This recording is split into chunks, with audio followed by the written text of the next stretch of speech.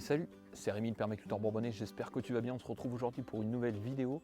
Et aujourd'hui, je vais te parler tout simplement de cette mare en permaculture. Alors tu vas découvrir déjà son aménagement, comment je fais pour alimenter justement cette mare en période de sécheresse. Alors pour information, si tu n'as pas vu ma vidéo sur la création de cette mare, je t'invite à aller la voir.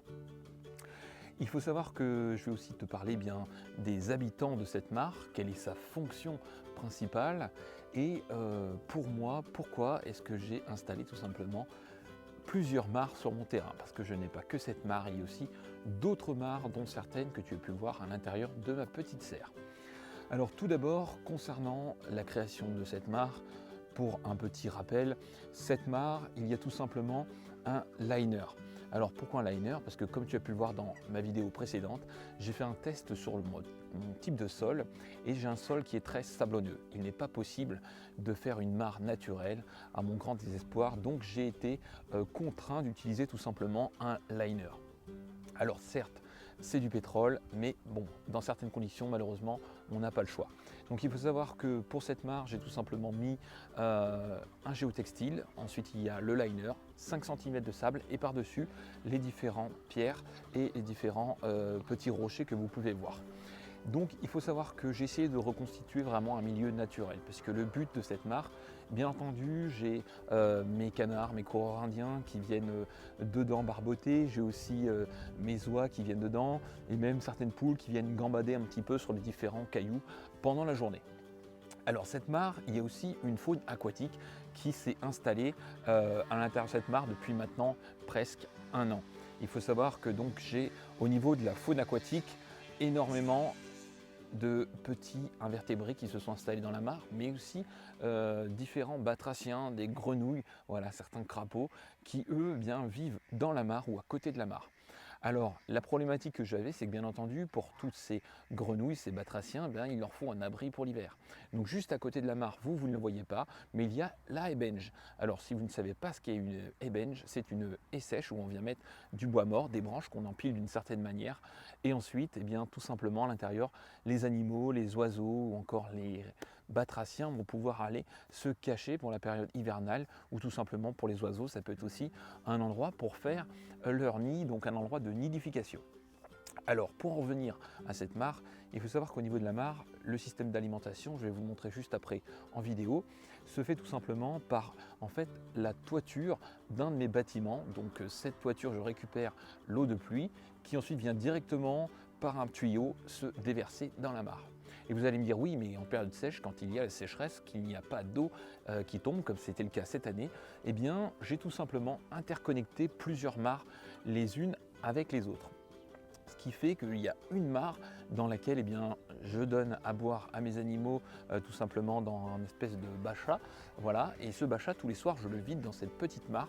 Et du coup, dans cette petite mare, j'ai tout simplement le surplus de l'eau qui ensuite passe dans un trop-plein et vient se déverser dans cette mare-là. Voilà. Et vous allez me dire, et le trop-plein de cette mare? Le trop-plein de cette mare, lui, ensuite, part un petit peu à côté et va encore dans une autre petite mare un petit peu plus loin.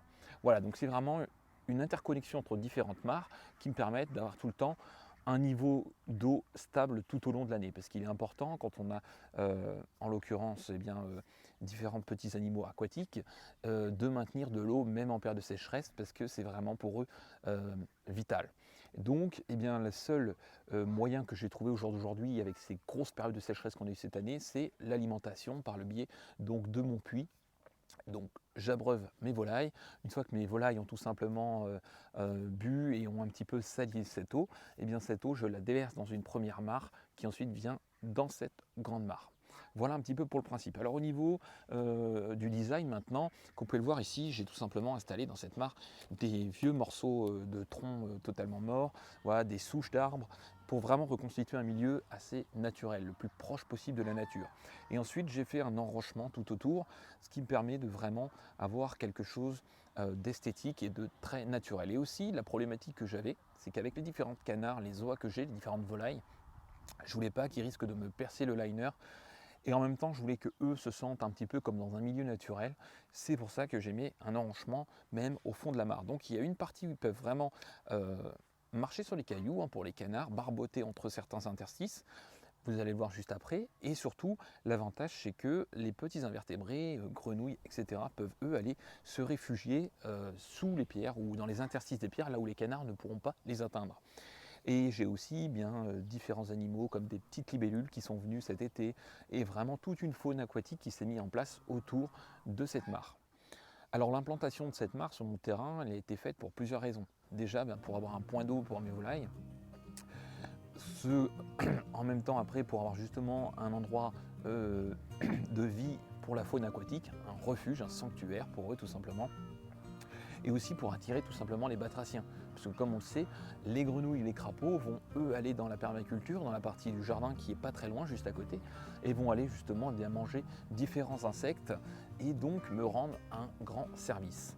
Et puis en même temps, ça va attirer différents petits animaux parce que par le biais des différents rochers, des empierrements que j'ai pu faire, il y a aussi des lézards qui vivent ici. Il y a même, il n'y a pas très longtemps, un petit hérisson voilà, qui était venu se réfugier là et venu s'abreuver dans la mare en période sèche. D'où le fait, si vous avez une mare, de prévoir absolument, vous voyez, moi j'ai mis des rondins de bois, des accès pour que si un animal qui en période de sécheresse a vraiment soif, comme le petit hérisson, eh bien il peut descendre dans la mare, il peut s'abreuver et il peut ressortir facilement sans se noyer. Ça c'est très important, n'hésitez pas à le prévoir aussi chez vous, si vous créez une mare, de prévoir une planche ou ne serait-ce qu'un empierrement pour permettre aux animaux de pouvoir tout simplement sortir de l'eau et d'éviter la noyade. Et puis bien entendu, voilà, au niveau esthétique, moi je souhaitais vraiment quelque chose d'assez naturel. Et écoutez, n'hésitez pas à me dire dans les commentaires ce que vous pensez de cette petite mare. Il faut savoir aussi que la mare me sert en période, on va dire, d'intersaison ou même au printemps. Eh bien, je viens puiser de l'eau à l'intérieur pour directement arroser certaines de mes cultures. Voilà, certains, en l'occurrence, jeunes arbres que j'ai plantés qui sont juste à côté de la mare. Eh bien, je viens puiser un arrosoir pour pouvoir les alimenter. Bien entendu, ça c'est uniquement quand il tombe des précipitations, donc en période printemps ou plus à l'automne. Et pour la période estivale, eh bien voilà, le système que je vous expliquais, le puits me permet de maintenir cette mare à niveau, même si je puise dedans un ou deux arrosoirs dans la saison. Voilà en tout cas, écoutez les amis, j'espère que cette vidéo sur la mare vous a plu.